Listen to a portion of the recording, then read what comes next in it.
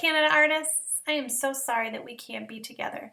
But before we go any further with our lesson, I want to take 5 because I don't know about you, but when the world feels this crazy, we need to find some calm inside. So blow all your air out and you can mountain climb with me.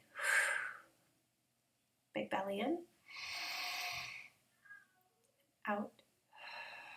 Try not to move your shoulders. Big belly in. We're doing those good, big, deep belly breaths and out. Big belly in. Out. Big belly in. Out. Last one, in. Out. Okay. Keep going. Good job. All right, so by now I'm hoping that all of you have gotten your distance learning art book. This should have come home with you with all of your distance learning materials, either in your bags from your teachers, or we're going to find a way to get it to you. And some of you may even have snuck a peek in here before it's time to start.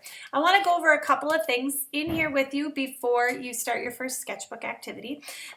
And I just want to give you a little heads up. I am home right now and my family is here and I'm trying very hard to have them stay quiet while I do these videos.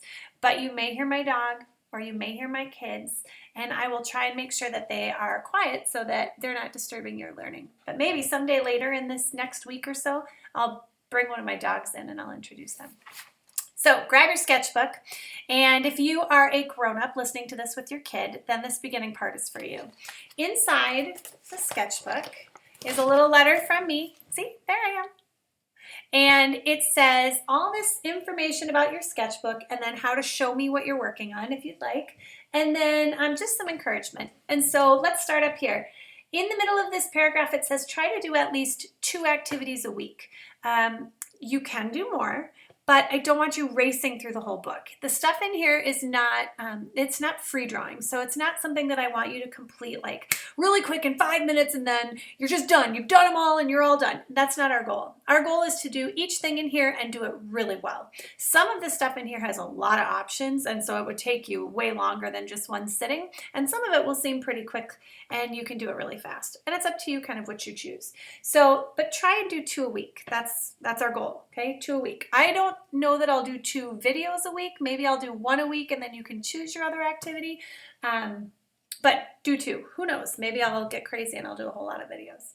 All right, so if you look now in the middle paragraph, this is all about how you can share your artwork with me, because if you make something that you really want to show me and you think is really cool, which I think all your stuff is really, really, really cool. But if you want to share something with me that you think is really cool, you can do that in a couple of different ways. You can share it on Seesaw or in Google Classroom. There are places that I've put where you can just upload stuff into there. And once you get in with your classroom teacher, if you're using Seesaw, then you should be able to see how you can submit an assignment. Google Classroom for you big kids, 3rd through 6th grade. You can use Google Classroom if you'd like. But even better, if you turn the page in your sketchbook, even better, if you remember Artsonia. You know how Mrs. Wolf is taking random pictures of your artwork as you're working on it and when you're done? And then I say I'm uploading it to Artsonia so that your friends and family near and far can see what you're working on. You can do that now. I've changed Artsonia from just the teacher mode to classroom mode, which means you can take pictures of your art and upload it directly to your site. Coolest thing about this is I get to see everything that you upload. So if, let's say you did some really great choice artwork, like a painting, or you have a whole bunch of cardboard and you like cut notches in it and you fit it all together to make a big giant sculpture, you can take a picture of whatever you're making and upload it to Artsonia. Let's say you're kind of stuck on ideas. You can also take pictures of what you do in the sketchbook and upload it to Artsonia. It's up to you how many times you upload. My goal is just that you're doing stuff in here. It's up to you if you want to share with me what you're working on. So we can talk a little bit more about that later in the next couple of weeks to see how much you're actually going to want to share with me. Now, after you have set up Artsonia with your family, and there's a little, see this little website down here? It's a video that shows your family how to like set up their phone or their iPad or their computer so that they can take a picture of your work and get it on there. After you've done that, you've checked all this out, and if you don't have an Artsonia account, will you email me, and then I can just make sure that I get your code so that I can get you set up. I can take care of that. I just need you to email me so that I can help you with it.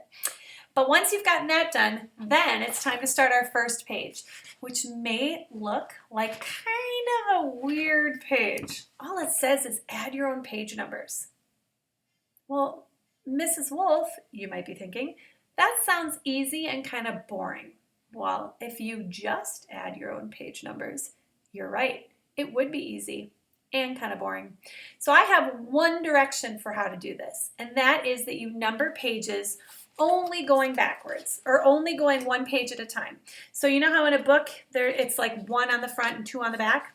That's not what I want you to do on this. I want you to go 1 and then 2, see? And then 3, hold on.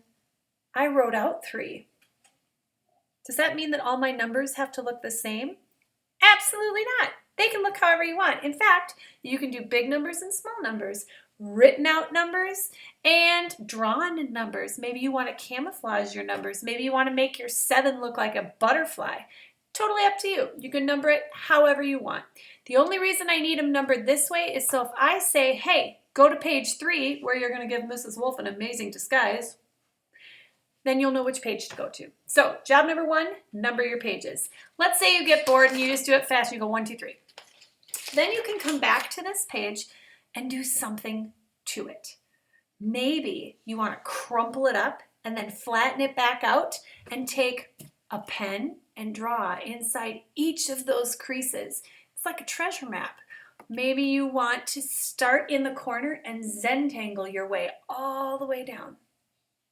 Maybe you want to take a crayon and start in one corner and get very light and get very dark by pressing harder. Yeah, by pressing harder as you go.